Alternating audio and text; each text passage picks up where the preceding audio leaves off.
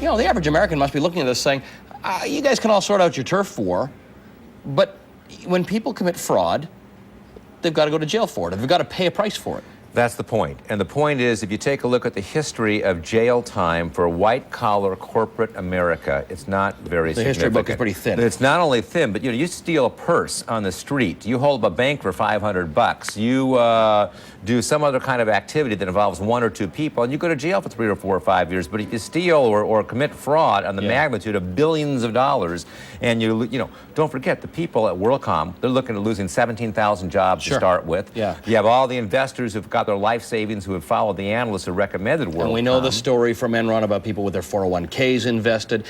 The issue here is, would any of these regulations, the SEC's proposed regulations or the one before the Senate or Representative Oxley's proposal before the House, would any of them have prevented this from happening at WorldCom? Well, that's a good question, and the answer is manyfold, but let's examine it for a second. $3.8 billion is not something you kind of slide underneath a piece of paper or hide. I find that incomprehensible that the WorldCom executives couldn't have known that an expense is an expense. If you pay something as an ongoing expense, clear accounting 101, you don't capitalize that, you don't amortize that, and that's how they created their income. Now, someone should have been at the helm watching what was going on, or even an assistant.